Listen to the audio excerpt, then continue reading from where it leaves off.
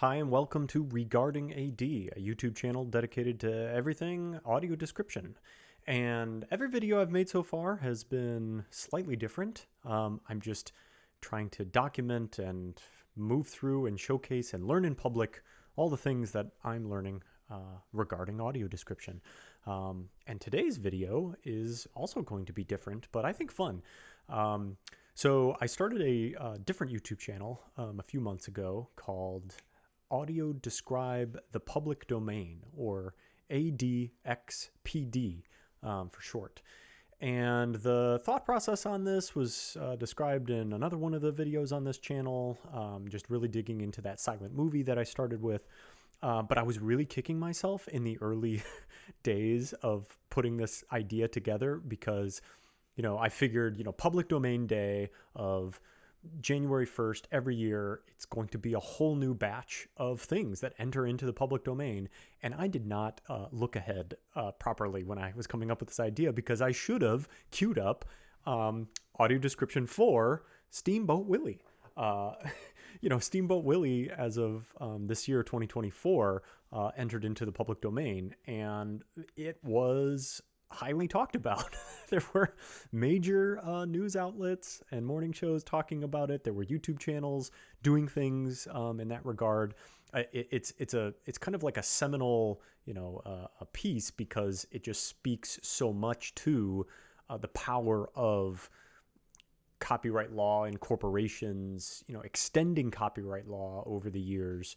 And Disney has been one of those forces behind that. So to have their most iconic character, one of the earliest, appearances of him, Mickey Mouse, in this short called Steamboat Willie, to have it enter the public domain is like pretty big deal, because it starts to, it highlights, the discrepancies and the story, really, over the decades, about what copyright law is and what it has become today. But it also, hands Mickey Mouse, at least the Steamboat Willie Mickey Mouse, back into the public's hands, like the copyright laws originally intended. So I really should have queued all this up for like January 1st, 2024, but I didn't. I did it kind of after the fact. But I still think it's worth kind of playing back. So I thought what we'd do on this video, I've got my YouTube audio description pulled up. So for purposes of, kind of doing this, here's kind of full disclosure on what went down. So since the short, it's about 7.5 minutes long. Since it is in the public domain, people can do whatever they want with it. Now, I was able to find like a scan. Obviously, the film itself would have to be obtained to do something with it, but I found a scan of it online. I did not get it from like Disney proper, right? And there's actually a difference in there that we can point out as we go. But I did not reference a single lick of any other writings or works to create my audio description that I put up on YouTube here.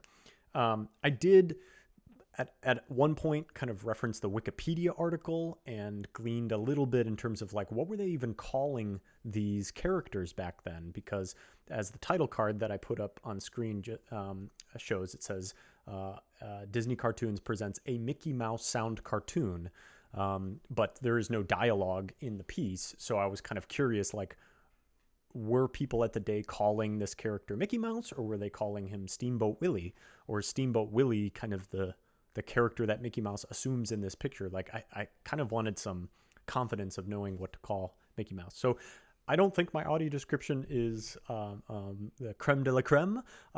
There's a pretty glaring problem that I have with it that I think I'll point out. But what I wanted to do, not just play it back and comment on it and critique on my work, I wanted to compare it against the audio description that is featured up on Disney Plus.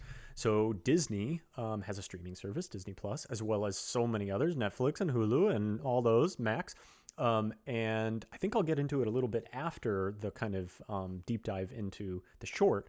But it's interesting that the audio description is on the Disney Plus version. So I have a transcript of that. I won't be playing any of the actual audio of that description track, but I transcribed it in a way that I actually don't know what it says. So I will be discovering how the description process and describers chose to describe the cartoon alongside mine. So we'll pause kind of mine and go back and forth and try to find some breaks and stuff.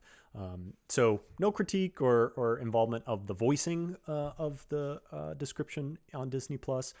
So I wouldn't know what to say about that. Although there is no dialogue, really, there aren't very many musical moments except for kind of at the end. Though there are quite a few sound effects to kind of bob and weave between. So we'll kind of feel that out. So without further ado, I'm going to kind of click through my version and start and stop and then compare it against the one on Disney Plus. So let's back this up here. And I have the captions rolling to make more explicit what my description is. And then and now I'm thinking I probably didn't caption in this track any of the sound effects, which is a bit of a standard that I think I should be doing. So I'm going to think more on that as the project moves forward. But here we go. Let's go for a little bit and then pause and review. Disney Cartoons presents a Mickey Mouse sound cartoon. Steamboat Willie, a Walt Disney comic by UB iWorks. Creative Commons 0, License 1.0.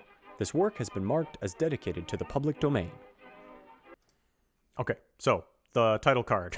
Obviously, I added in Creative Commons 1.0 public domain because that license, because this project is supposed to be public domain at the output. So the inputs are public domain and the outputs also public domain. So I'm flagging it as such. That's not on the original. That's something that I'm adding in. For the transcript for the official one, we have a title appears, Steamboat Willie. So it seems like they skip over all of the kind of credits and card information. Obviously a choice in terms of like the barrage of information very early on to get to it. And the music is pretty important in terms of setting kind of the mood and tone of the piece. So I can see the choice there. Also, a lot of that is, metadata information in terms of like the title and the people producing it and things that could be looked up elsewhere. But I don't know. I guess when I was doing mine, I felt like it was kind of important to set all that context because it is visual text in the piece, but it also kind of links many different things. Like now you could be thinking, oh, who's UBI Works and who else did he do? And a Mickey Mouse sound cartoon, that's pretty important for the time that this came out. This is like a big deal that they, I think I even read they delayed the release of this in order to better attain the synchronized sound aspect of it, which was a pretty big deal back in the day. So I don't know. So far, I kind of like my choice to read it all out. Let's keep going. A fishing steamboat chuffs down a river. Its two smokestacks scrunch and stretch, billowing puffs of black smoke. The whistles toot. Okay. The whistles toot. All right, so here we have the transcript of Disney Plus. A view iris is...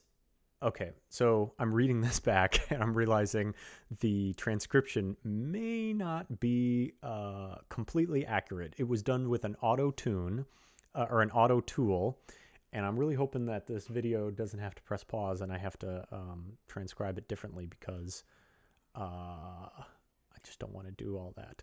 But I might have to kind of like see through the muck here of the auto transcription. It was the way that I could do it where I was surprised by what they said. So a view iris is out, or some sort of like fades out in a black and white cartoon. Okay, well that's something I guess I didn't call it black and white. So they're labeling it a black and white cartoon. A paddle wheel boat cruises along a river. Its twin smokestacks moving up and down as they take on board. I'm guessing that's the auto transcription problem. Okay, interesting. It's twin smokestacks. I think I like that better. I don't know if I said twin smokestacks. Did I say that? Two smokestacks. I like twin smokestacks. That's better. But I did say and stretch, billowing, scrunch and stretch. I like to scrunch and stretch. Puffs of black smoke. The whistles toot. Okay, the whistles toot. They don't mention the whistles tooting. Yeah, I don't know. Because the whistles are going to come back in a gag in a second. So I kind of feel like the whistles tooting is pretty important. But we'll see. Maybe it's like, you know, you've set up the boat. You're hearing the engine kind of chuffing. And then you hear whistles. And it's obvious where they're coming from. You don't need to mention that. So, yeah, maybe they just kind of took that into account. All right, let's get on to the main character, the star of the show, the one who would rule the world, the entertainment empire for almost 100 years.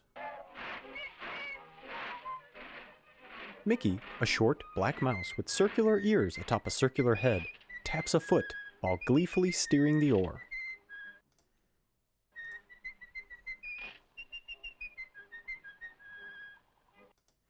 Okay, we're introduced to Mickey Mouse as Steamboat Willie, you know, bobbing his hips and steering the oar. I called it an oar, and that's the thing that, like, I was like, oh no, I looked it up later. It's not called an oar. I don't know why. I was just stuck in nautical terms at times with this, and I didn't even second guess myself. It's like a ship's wheel. It's like a captain's wheel or something. It's not an oar. So I feel pretty dumb about that. Let's see what the transcript says from Disney Plus. Mickey Mouse excitedly taxis,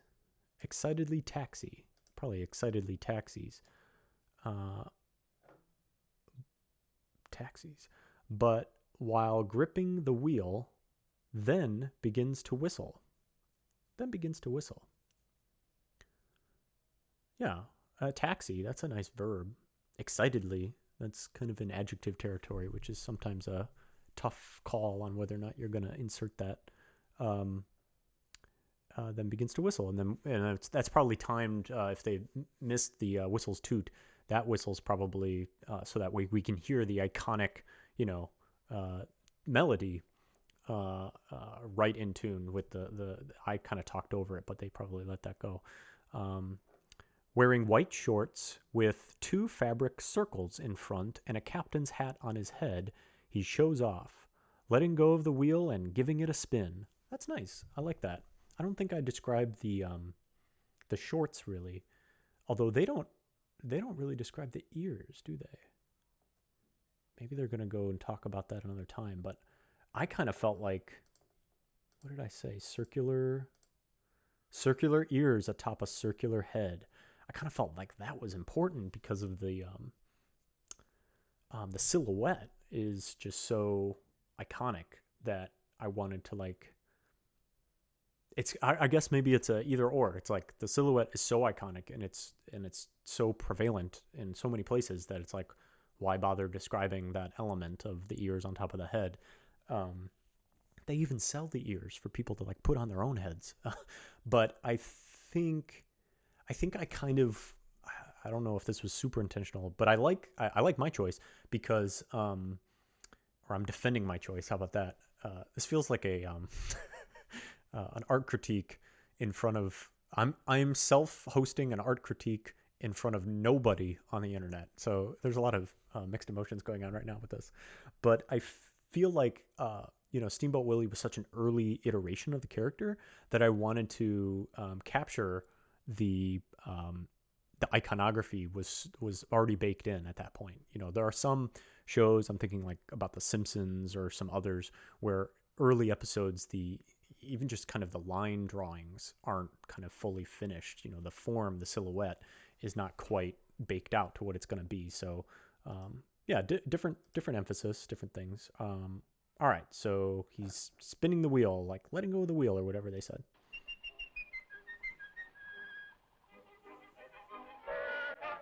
The bigger whistles jolt alert and give the smallest whistle a kick. A large. Okay, so this is the whistles on top of the boat, which tooted earlier. They, like many things in this short, have some anthropomorphic elements to them, and they come alive and they One of them kind of uses its lever to kick the shorter one, and I don't know if the transcript points this out. They say he pulls a hanging cord, causing 2 pipes to belch. Ooh, I like belch. Belch puffs of steam. They lean toward a smaller pipe, which the middle one, not just from behind. That's probably a bad transcription. Gosh, I wish this was more accurate. I'm going to have to, if I do this again, I'm going to have to use a different speech-to-text capture engine. I'm not about to put the one on blast that I use, but I feel kind of burned. I thought it would be good. It lets out steam to a giant. It lets out steam. Oh, man. So they don't even talk about the kick. Oh. Well, unless it's a bad transcription. Interesting. A large cat enters the cabin wearing a captain's hat similar to Mickey's. He yanks Mickey away from the oar, stretching his torso like a rubber band as Mickey's hat sails off. Okay, so the large cat enters, pulls him. The transcription from Disney Plus, a giant cat wearing a tall captain's hat grabs Mickey's elastic body from behind like a rubber band. Hey. Mickey gathers up his stretched out body and tucks it into his shoulders? Oh, interesting. Unless that's a bad auto transcription. Mickey collects his spaghetti torso back into himself. I say spaghetti torso back into himself. We needed something to motivate that kind of gear cranking that happens there, and that's him pulling his, what I thought to be kind of spaghettified torso. I think I even tried to use spaghettified, but I was thinking, that's kind of really only reserved for like black holes when they stretch the mass that's entering into them so quickly that turns into like atoms and then rips apart or something. I don't know. So that's pretty similar. Elastic body, like a rubber band. Yeah, that's cute. I mean, we're getting at the gags here. It's not all. It'd be troubling if the official one was all kind of like blocking, just like this guy enters, this guy steps aside, because there's more going on with this being a cartoon and things being, kind of malleable, right? The cat tersely points out the cabin.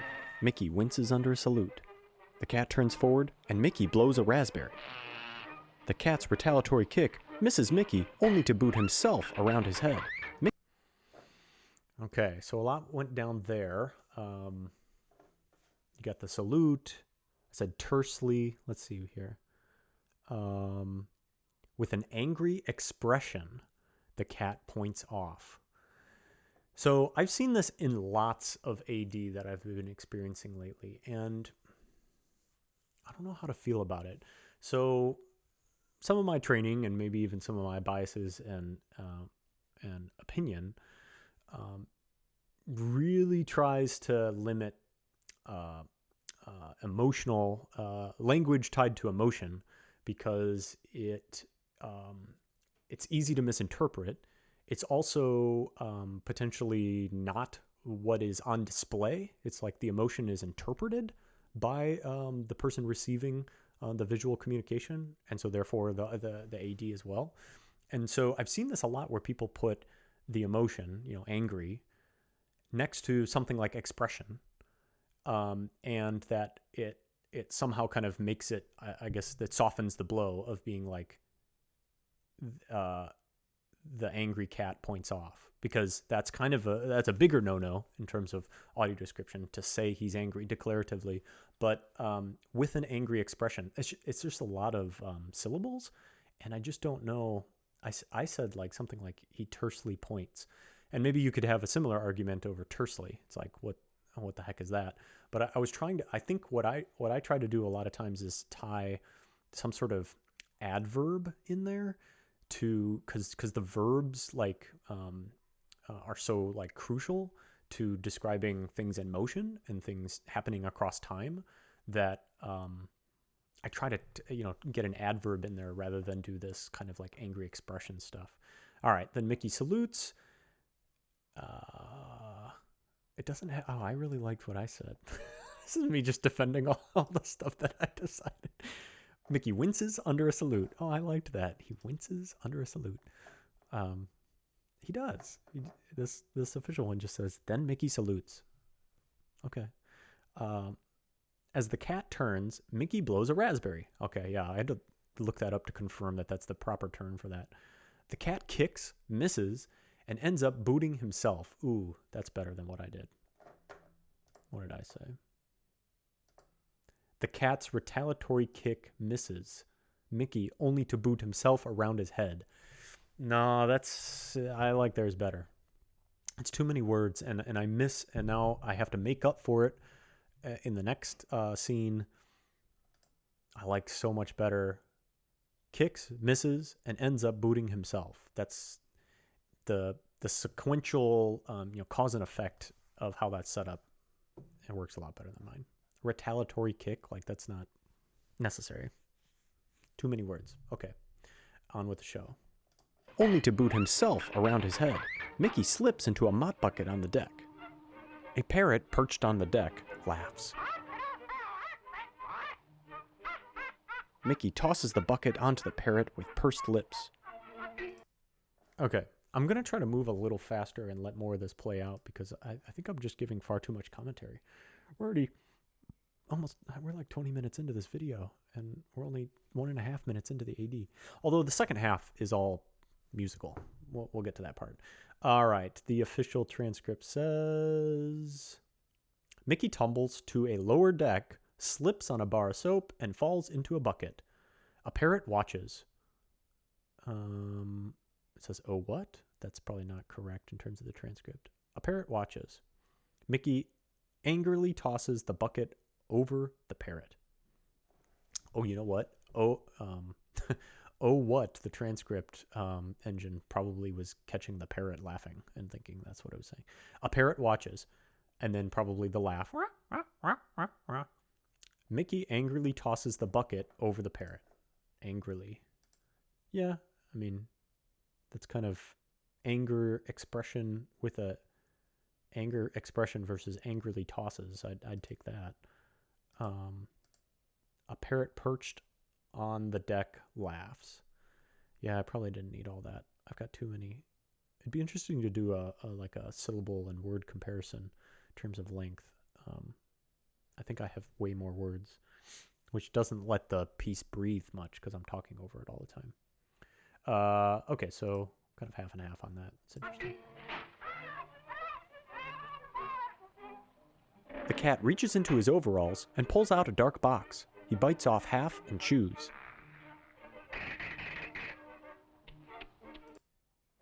Okay, I know this gag, so I'm just gonna... Meanwhile, here's the official one. Meanwhile, the cat adjusts his bulging belly. Nice bulging belly. He pulls out a bar and bites into it. Okay. Lips pulled back, 2 teeth open like a mechanical door. He spits black liquid. 2 teeth open. He splits black liquid. The official one says, his cheeks puff out this way and that. Ooh, that's kind of nice. This way and that. As he chews. Oh, this way and that as he chews, probably. He spits up. Spits up? Ugh. Hopefully that's not just the auto. Hopefully that's the auto transcription going, because spits up, in my mind, conjures like vomiting. He spits up. How about just, he spits black juice through the gap between his front teeth. Okay, so that I feel like is a little... That's different than what they did. The animators like took his teeth, like made them move like a mechanical door. Like I said, mechanical door, like a garage door or something. The tooth comes up to give the hole, and then the black liquid shoots out. I think if we're just settling on the gap between his front teeth, I think that paints a little bit of a different picture of like the makeup of his mouth and what's going on there. So I didn't do that. Okay. He chews and spits again. The spit circles around his face and clangs a cabin bell.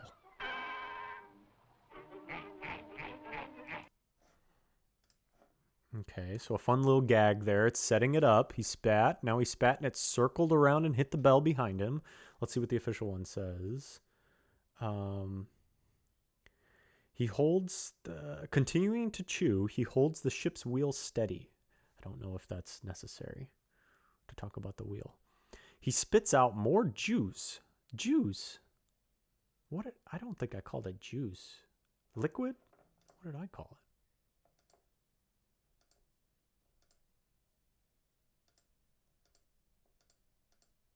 Black liquid. I don't know if I'd go juice or liquid, honestly. I called it just the spit. I like that. And then strikes a bell hanging nearby. Yeah, that's fine. Spits out. Well, wait a second.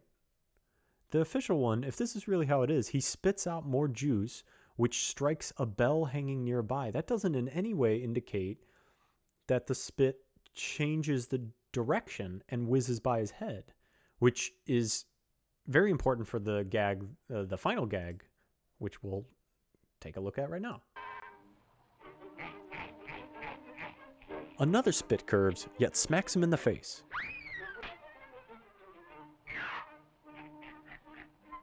Okay, so I feel like that's the whole sequence is gearing up to that. That's supposed to be the thing that, you know, is an expectation shift. He spits, it curves, it hits him in the face. But they don't mention anything like that. Now, I guess, okay, so the official one says he chews some more, then spits out juice that whizzes through the air, only to come back and splatter his face. I love splatter his face. That's nice. But I guess they're trying to kind of make up for it later. But I just feel like you need to set it up more in that second one. Otherwise, it's unclear like why that happened in the end. I don't know. I think it's supposed to be maybe the air is pushing it because they're riding so fast or something like that. Okay, let's keep going. I'm gonna watch this. So let's do. We're gonna do a whole section here at the dock, and then I'll come back and pick it apart. A dock with farm animals. A sign reads Podunk Landing. A thin milk cow bellows. Its shape inflating and deflating like a balloon. The steamboat pulls up to the dock.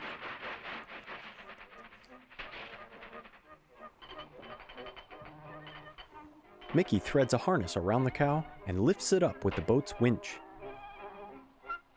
The cow flails. Mickey yanks its tail and milk squirts him. Settled back on the dock, Mickey checks the harness. It's far wider than the thin cow. Mickey grabs a pitchfork full of hay from a nearby wagon. He slides the bundle into the cow, which plumps it snug inside the harness. Another mouse with a... Okay, let's pause it before we get our introduction to Minnie Mouse. All right, so a lot goes on at the dock. Kind of one main gag or two main gags, or probably one main gag that's set up by the thin cow bellowing. The fact that his body is kind of inflating and deflating. It's, ready for the hay to get shoved inside of him to loop his body to fill out that harness so he can be brought back up into the boat. Okay. Oh, one last line from the official transcript. He wipes it off, grumbling to himself, the cat. I didn't think I needed to talk about that. All right, meanwhile. I've got a lot to say about things like meanwhile. I don't think I'm going to spend time in this, but I hear things like meanwhile a lot in AD or in another view. I just don't know how necessary that is or how helpful or if it's overstepping. I don't know. I think I feel like I want to research this a little bit more so that I have more to say about it. But to me, the like cinematic language of movies and TV, time-based kind of media like that, it already comes inherently baked in with the notion of sequence and editing. Like from the very earliest days when two people cut back and forth, you've got like Eisenstein, writing about this and proving it in his films, like A shot plus B shot equals C emotion or whatever it is. And it's like I just don't know what you gain by saying meanwhile. You're trying to say that like the next words that you're about to hear do not pertain to the cat grumbling to himself, wiping things off. But I think you can, there's sound effects that can give you that cue, and just breath and pause, but also, just the description itself, I think, can carry that weight. So anyways, I think I'll do a deeper dive on that some other time. And I'm just coming across like I know what I'm talking about. I know what to do because I hear that a lot. So I could be outnumbered greatly, vastly. Shut up and do it. It's helpful. Maybe plenty of people have looked into it and they've determined that it's helpful. I know there's research around just sort of like what the mind's eye is keeping together and how do you properly segment that. And so maybe a signpost word like meanwhile helps to kind of put things in the proper context. Anyways, signs on a dock filled with livestock read Podunk Landing, and boat tickets as two poultry birds poke their heads from a crate. A cow chews incessantly. Ooh, that's a nice word, incessantly. Though it might be a bit above the vocabulary strength of the watchers of this Mickey Mouse cartoon. I don't know. Maybe you could say the same for some of my retaliatory. That's probably also in that category. I never mentioned the poultry birds. That's fun. It talks about the boat tickets. I like that they read out the text, Podunk Landing. I thought that probably plays the cow's belly expands like a bellows. Oh, I got that one too, I think. Then narrows as it says moves away, but it's probably something about like moos. Cool. Okay, so similar. A boat comes around a bend in the river.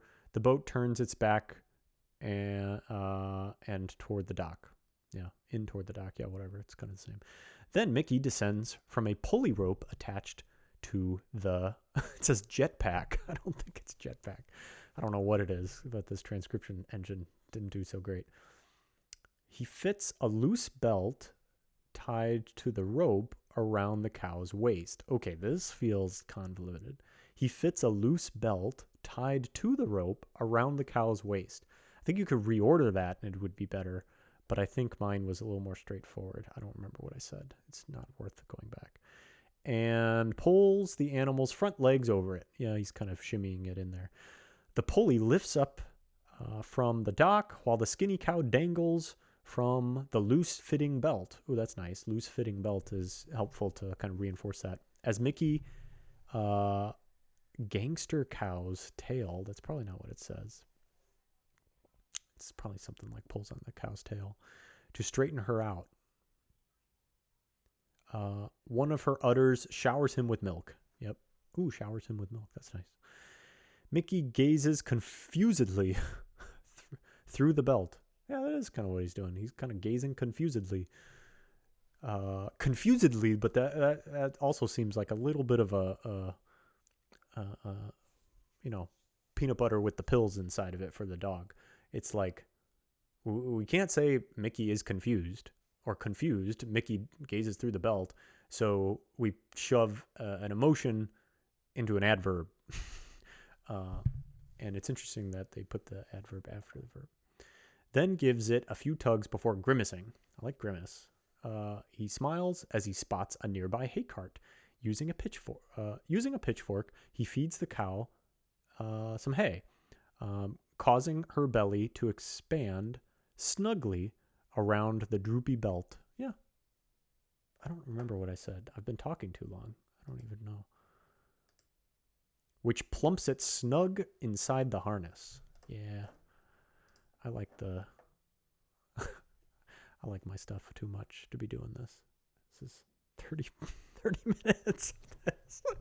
Maybe what I do is I break this up and I do a cliffhanger week, as opposed to posting one video. Nah, people don't care, and I'm having fun doing it. So, as the pulley hoists up the cow, Minnie Mouse runs over. Mickey hops on board, and the boat pulls away. Another mouse with a skirt and flower hat, Minnie, races toward the boat. Mickey jumps in the boat, which chuffs away.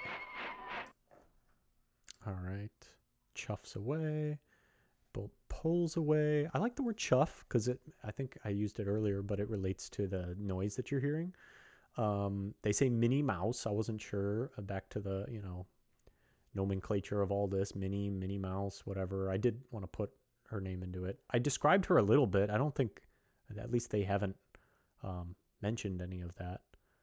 I wanted so badly when I was doing this the first time, I wanted to describe her with all the things that she's carrying because they play an important role when she gets onto the boat, but there was no time. You have to leave some room for that high pitched woo woo, and there was and the little footsteps are going tick, tick, tick, tick, tick. So there was no way for me to fit all that in there. So I kind of piecemealed it. I was like, okay, if I can't fit it in there, because I tried, I was like, let me kind of sprinkle it in. So let me get some description of Minnie early, and we'll do a little bit more when we've got more time and when we can get it in there. All right. Minnie races up shore.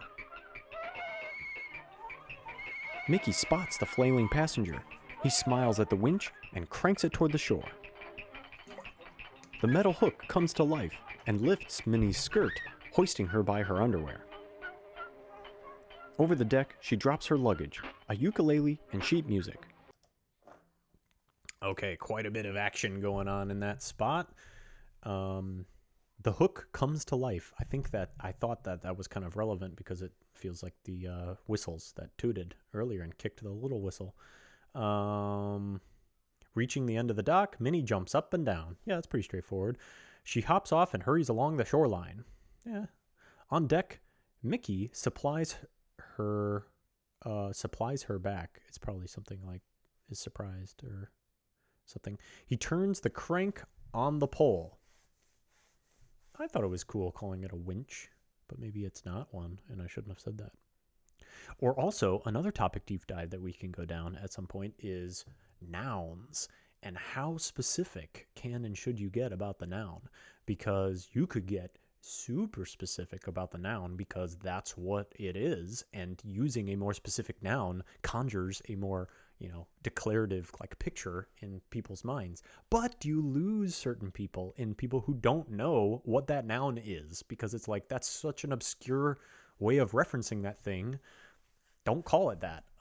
In a silent movie, we don't have any other dialogue to match to, so it's kind of a slippery slope, but it's also sort of whatever you want it to be. But I think I took down some notes of other things that I've been hearing that's ooh, that's a super specific noun. Do we want to do that there? It kind of sticks out. He turns the crank on the pole, which lowers the hooked rope toward the shore. It hooks itself to her clothes. Don't know if that really gets across what's happening. It hooks itself to her clothes and swings her over the deck. She drops a guitar and some sheet music, which land near a goat. Yeah, I'm about to get to that part. Okay, cool. A goat on board licks its chops and lassos the sheet music into its mouth with its tongue. The hook drops Minnie and adjusts her skirt. Adjusts. It's hard to say. I was feeling it in the recording on that. Okay, so they took some time in the official one. It says the music's title reads "Turkey in the Straw." I didn't AD that, and it's gonna play a pretty big role here soon. Okay, that was a good one. I should have done that. Hey, hey, the goat's mouth waters. It's probably not hey, hey. I don't know what that's the auto transcript. Then, as it chomps on a page, little musical notes drop from its mouth. I think I missed that. I'm looking back at it playing, and I'm like, I didn't even talk about those tones that happen as it's chomping, and that is really significant for the second half of the piece. So, whoops. I wonder if there was a trade-off there, because I go into all this detail talking about like the tongue lassoing the sheet music into its mouth. That pales in comparison to setting up the music notes, kind of emanating from the goat. Yep, touche, Disney Plus. The hook sets Minnie on the deck and detaches itself from her clothes as, okay. She smirks at Mickey before shrieking at the goat, who's done with the music and now eating her ukulele. As Mickey approaches, she smiles, then points at the goat, who finishes up the sheet music before chowing down on her guitar. Okay, so I'm okay with it. I think, I don't know, it's hard with a verb like, or like kind of a description like chowing down, to kind of, chowing down to me feels like it's in the middle of something happening, but I needed to show, because Mickey's about to start like pulling it out. So I needed to show that like it's not all the way in there yet, or at least that's how I was trying to do. So at least in my opinion, chowing down feels like, it's wolfing and it's going and it's gone. It's not that it's just started. Don't mention anything about the shriek. But again, this seems to be consistent with the Disney Plus AD, which is they don't do a whole lot around naming the sounds that you're about to hear, which I can tip my hat to that. I think that's good practice. I think maybe I'm coddling the audience a little bit too much with my Mickey or Minnie shrieks, and then we hear ee! It's like, yeah, okay, we get it. We could just say, like they said, point. Mickey and the goat tug on the ukulele. It snaps into the goat and ricochets inside. Mickey's frown turns into a smile. He opens the goat's mouth and calls over Minnie. She too smiles and pulls its tail into a bent shape, cranking like a music box. Music notes spring forth from the goat's mouth. Mickey and Minnie dance. Okay, now we're about to enter into a large musical portion, and I probably will just play a lot of this straight through, and then just casually consult at the end of it the transcript. But let's examine kind of setting up this from the official transcript. I keep saying official. I don't know why I'm calling it that. That's actually kind of a big kind of label to slap on this thing. From the Disney Plus audio description, which I did not look up who did it, and I probably should in order to finish this video. Maybe I'll do it at the very end and give them a shout out if I can find it. There's a way to pause this. Okay. Mickey and the goat have a tug of war over the instrument. Nice. As Mickey loses his grip, the guitar bounces around inside the goat's body. Bounces around is probably a more mainstream way of saying ricochets. I liked ricochet, but back to incessantly is probably not ideal. But as the bouncing was happening, more musical notes were bouncing off, and we're about to get a bunch of musical notes flowing out of the goat's mouth, which all ties back to him first chewing that music, and I should have noted that. Listening to the music, Mickey grins, then opens the goat's jaw wide. He signals Minnie to come over. Ooh, that's really succinct. Standing behind the goat, she pulls its short tail taut, then twisted in two places, making a long crank. She cranks the goat's tail. Musical notes from its mouth. There might be a word. Mickey stomps his feet to the rhythm. Oh, they don't even mention Minnie is stomping and dancing. Interesting. Music notes spring forth from the goat is what I said. A bent shape cranking like a music box is what I said. So I used a simile. It's a thing. Similes, metaphors, when do you use them? I don't know. The Disney Plus AD says crank. It says crank twice. Or maybe that's just the transcription. Long crank as she cranks. I don't like that. But yeah, cranks the goat's tail. I said like a music box, you know, whatever. All right, so now I'm going to just play the entire musical segment. And we'll just kind of glean a few things off of the Disney Plus transcript. Do I even need to do this? Gosh, I'm feeling like it's such a long video. What am I even doing here? No one's watching these. Keep it going. Keep it going. Keep it going. I guess I'll prove to myself that I have lots to say about these things. Cranking like a music box. Music notes spring forth from the goat's mouth. Mickey and Minnie dance.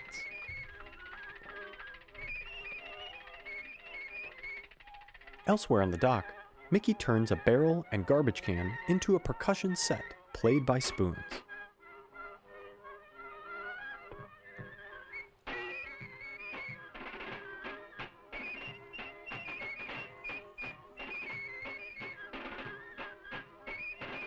He bangs hanging pots.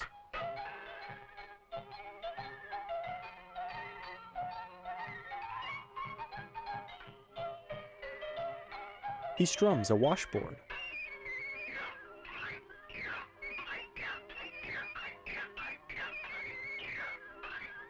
A cat wanders near. Mickey yanks its tail in rhythm.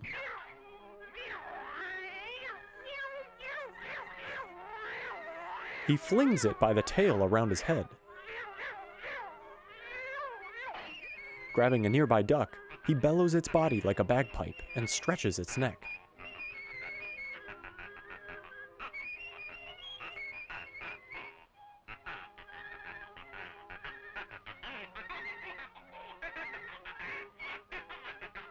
He tugs the tails of nursing pigs.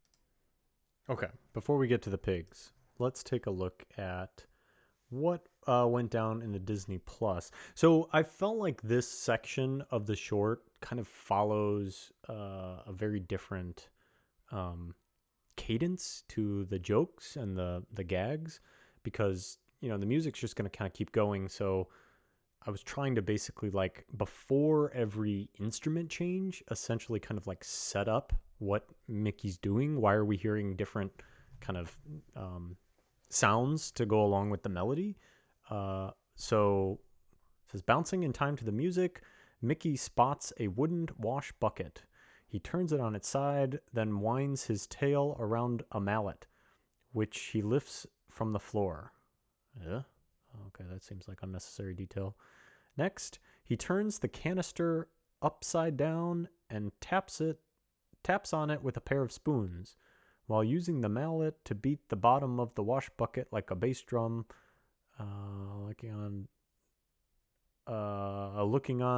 Looking on duck bobs its head. All right, so it spends time to kind of set up that there's a duck there. Mickey jumps on his own head. It's probably like some thumps on his own head with the spoons, then bangs them against some pots hanging from the wall, and he runs his hand up and down a washboard. Yeah. A little cat wanders over and eyes the duck. Mickey tugs on its tail. He swings it around by the tail. Yeah, all that's pretty similar. He lets go, then grabs the duck. Squeezing the duck's body like bagpipes, he extends and retracts its neck like a trombone slide. Ooh, that's nice. I didn't do anything about the trombone slide in the neck.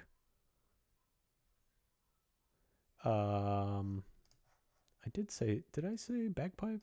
I thought I did. Tried to. Bells its body like a bagpipe, yeah. Okay. All right, let's get to the pigs. It's the tales of nursing piglets.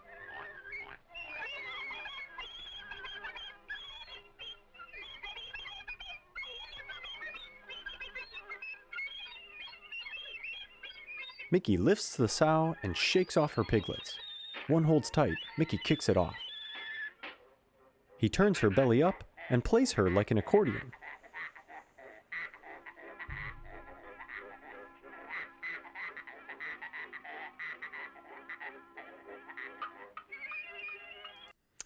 Okay. So this part is kind of interesting. Let's see what the official or the Disney Plus AD reads. As he pulls, next, oh, that's back to the meanwhile. Next, Mickey creeps over to a row of piglets nursing on their mother. He pulls their tails one by one. They oink out a melody. Melody. Meddling. I don't think it's meddling. Melody. Okay, so interesting. They're kind of doing what I just said. I shouldn't have done as much. They oink out a melody. You don't really need that. Creeps over to a row of piglets. I don't know if I would say he creeped over to them. I guess to showcase that they weren't disturbed by the fact that he snuck over. Then Mickey picks up the sow and shakes all the piglets off except for one, who kicks it away. Then turns the sow on her back. He stretches her body back and forth while poking her udders rhythmically like accordion kicks, maybe. Nice. Yeah. So interesting. This section where it actually he picks up the sow and turns it over apparently was cut out of some versions and releases. So the cut that I was originally doing the audio description for, like with, didn't have that section. And so I did all that work, or I did the whole piece, and then I went to go grab like the official copy, and so I grabbed it, and then it had this extra section in it that I didn't describe. I'm like, what? So I had to look that up, and yeah, apparently some people don't have that. Oh, my camera. Oh well. My camera feed has died because the batteries on the camera looking at me have gone dead. Maybe I'll just change it real quick. And we're back. My picture is now back on the screen. And wouldn't you know it, we're still creeping up here close to an hour. I think I like this stuff. I think I like talking about this stuff and doing this. I hope you do if you're out there and you're watching this or listening to it and you care about these things. I don't know who else in the world, but the world is fascinating. YouTube and the internet is astounding who will find each other. So if you're out there and you care to be dissecting audio description for an hour, please reach out. Let me know. Leave a comment. Okay. Where are we? They talk about the parrot. I skipped the parrot. I just didn't want to deal with them. Opening the cow's mouth wide, Mickey plays mallets on its teeth like a marimba.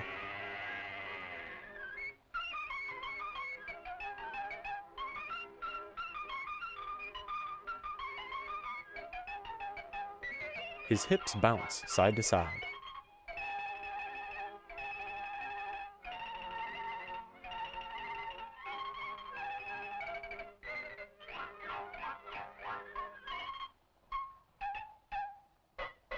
The cow smiles and Mickey takes a bow. Okay, all right. Let's see what they said on that.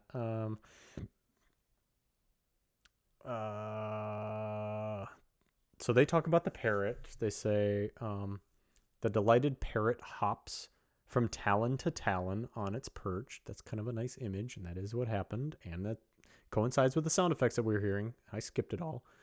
Musical notes continue floating from the goat's mouth as Minnie cranks its tail, while the cow lazily with their eyes closed. That's probably a poor transcription. I don't know what's going on there. Mickey opens her mouth wide.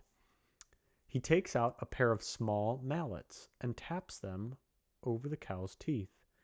He glides one mallet over the bottom row of teeth. I don't know if you need to indicate why it's starting to sound like, you know, a marimba or a, what do you call that thing?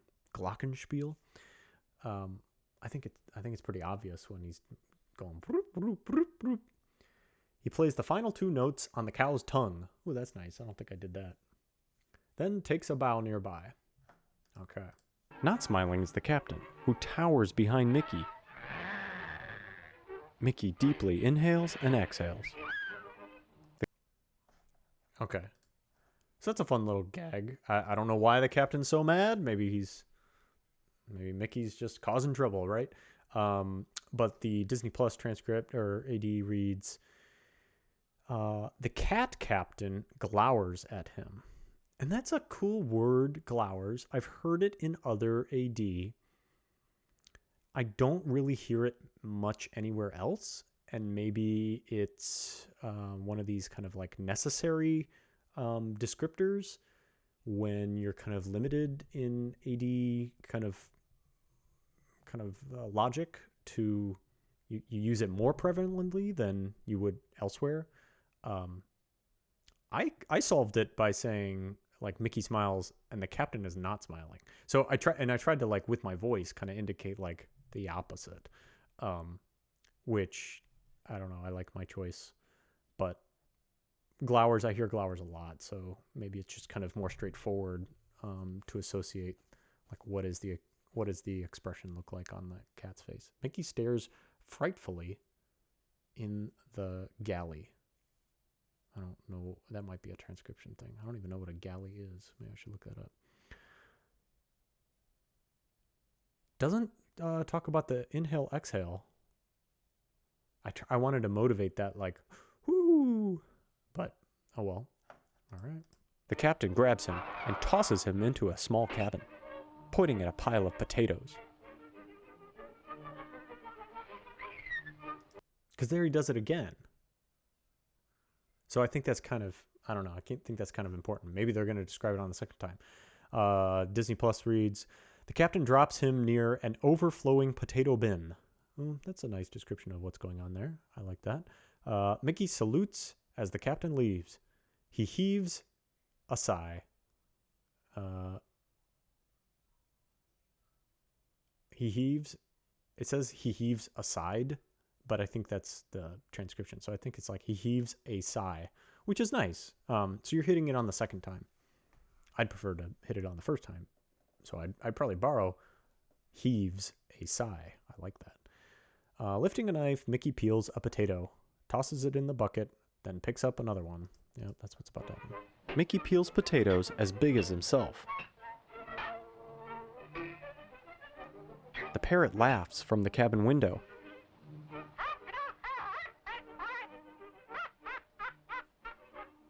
Mickey beams it with a potato and listens for a splash. He holds his belly. The end. Okay, we finally made it to the end. Let me just read out the last of the Disney Plus. It says, the parrot watches mockingly from the porthole. How do you mockingly? There's a lot of assumptions in that. Scowling. Mickey hurls the potato. They don't mention that the potatoes are giant compared to Mickey. Maybe that's neither here nor there, but I thought that was pretty important. Because like the potatoes in the bin, they're not that big. But when he picks out a potato and plops it down next to him to start peeling them, potatoes like over his head. So I thought that was kind of important. Scowling, Mickey hurls the potato, knocking the parrot through the porthole, which is exactly what it is, and that's probably what I should have done. I think I said window, porthole, and into the water with a splash, right? So you motivate the splash sound effect. And then as Mickey rocks with laughter, the view irises in. So that's back to like kind of filmic, language around like the visuals of the tools that are using of the medium, which is not often a thing. This is back to like the view. What is the view doing as opposed to saying the camera? Because it's like, oh, we can't say the camera turns, so we say the view turns. Well, I'm like, do we need to say that? Is there a different way Is there a better way? Rocks with laughter. I like rocks with laughter as opposed to holds his belly. Words appear. The end. All right. Well, that's again, like I didn't say words appear. I know there are some differing, takes on how to do that. Text on screen. Is there a way to kind of change your voice or to add emphasis or, kind of retreat into like a reading title cards and reading text on screen? I know in some situations, like it's really hard to parse that out, but like in the silent film that I did not, every single time a title card came up, I didn't say title card. The title card reads, or text on screen reads. I just kind of kept the narrative flowing, which is keeping with what I saw in Joel Snyder Audio Description Associates version of Nosferatu, which is the same director. So I was like, well, maybe I should just do it the same way. Here we go.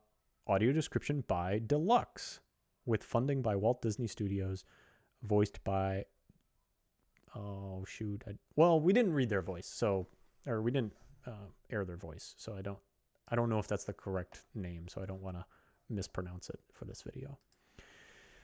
Whew.